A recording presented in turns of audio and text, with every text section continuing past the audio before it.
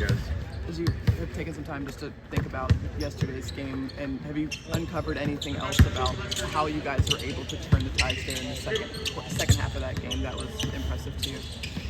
Yeah, that game was rich with lessons. Obviously a wild win. We should be really proud of the perseverance and the way we came back in the game. There's also lessons in how they were able to generate a 29-point lead.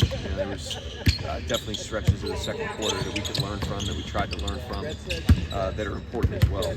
Because we always want to have the confidence we can come back, but we also want to have the edge to understand that we can't let ourselves get into those types of holes and expect to win night after night. There's a reason that was a record. It's a really hard game to come back on. So there was a lot of good, there was a lot of learning, and that would have been the case even if we fell short.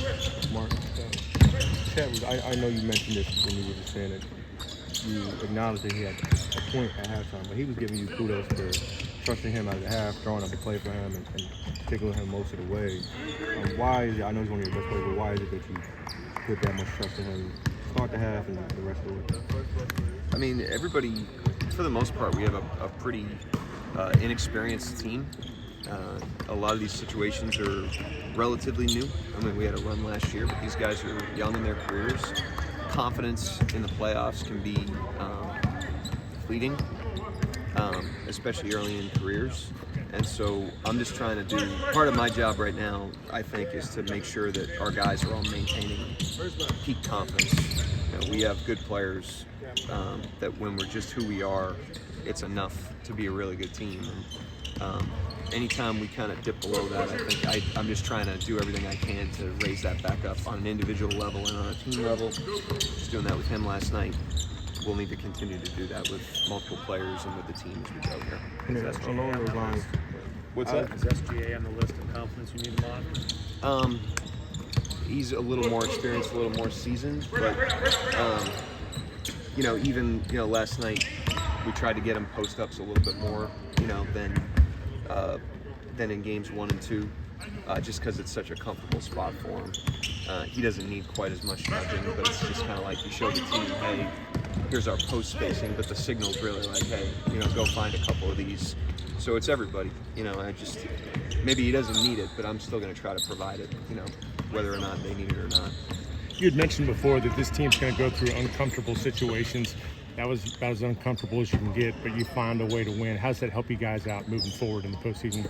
Yeah, the playoffs take teams to the limit, yeah. And if you're fortunate enough to advance, you get taken to the limit more and more. That's just how it works, and it builds your muscle, it builds your mettle. It's how teams come together, and so that's a good experience for us, regardless of the outcome. I was, like I said after the game, I was impressed and pleased with the way that we kind of stood up together in the second half, our approach.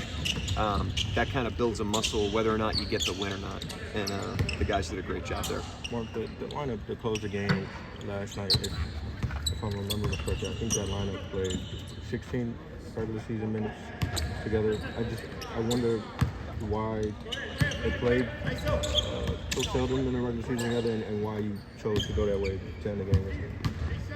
We try to create an environment with the lineups of fluidity where it shouldn't really matter too much who you're on the court with. If we're playing to our individual identities and if we're playing to a team identity, we should be able to plug different guys into those lineups and have them be in character. I don't even know that lineup played 16 minutes, if that's true. But I trust that, they go out there in that situation late in the game and they kind of know what to do. It's not like it's foreign. And I think things are fluid enough through the season and through seasons that, they're not out there thinking, man, I've only been out here 16 minutes with these guys. I think they're just out there competing together. And so I really don't worry about that too much, to be honest with you. We're just trying to figure out whatever's best for the team. Obviously, we needed to try to push a lot of different buttons last night. Mark, sometimes in these playoff games, and last night was an example, your team collectively was in a little bit more foul trouble than they were in a regular season game. You've often talked about needing guys to play with aggressiveness even through foul trouble. What did you make of the way that your guys were able to maintain particularly defensive aggressiveness last night? We just did a nice job of kind of adapting to the game, playing through it. Playoff games are physical. and then it's hard to kind of calibrate the whistle night to night. I watched the Warriors Houston game too. I mean, that it was unbelievably physical. That's a hard game to referee. So then you come into our game 3, and you try to figure out what the whistle's going to be like on that given night.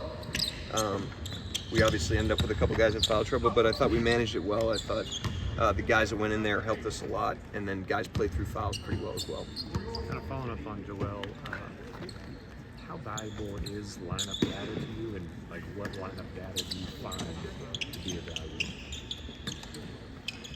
We play a lot of different lineups. We keep things fluid. That's by intent. We're trying to create, especially in the regular season, we're trying to create a little bit of instability and a little bit of uncertainty and a little bit of fluidity for this situation. You don't want to end up in these series having to pull levers out of necessity that you haven't. That's a muscle you haven't built during the season. That's just our philosophy. It also helps the development of our players, not only the guys that are in and out. We talk a lot about Wiggins with that, and like Isaiah Joe, but also like guys like Shea that's playing every night, and Dub, Chet. They're getting used to having to play with a lot of different people and adapt to a lot of different people. That builds a certain muscle. We look at the lineup data, but more conceptually, it's not like what is this 5-man lineup. It's kind of like when we have this archetype of lineup on the court, what can we expect? When we have when we go super small, we go 5 guards. We think we have a pretty clear idea of like what our trade-offs are there. Now, which 5 guards they are, that would really like spread out the data. But if you can clump them together, you can learn some things, and that's what we try to do. Mark, I'm curious about Isaiah coming in here as like a veteran guy. Obviously, there's the basketball fit, but how is his like cultural fit being with all these younger guys and him coming in as the vet? Yeah, he's a badass. He's a man. He's awesome. Yeah, he's great. Locker room presence. I've said this about him and Caruso many times this year, but it's felt like they've been on the team for 3 years. They're such easy fits because they're so team oriented. They're one of the guys. They want to be one of the guys.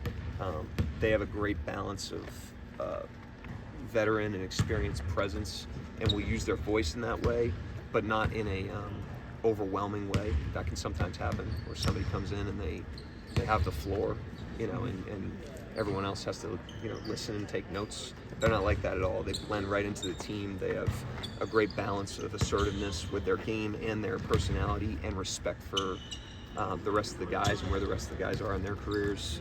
Their emotional intelligence, those 2 guys, has been like out of this world. Very, very impressive. Anybody else? Thank you. Thanks.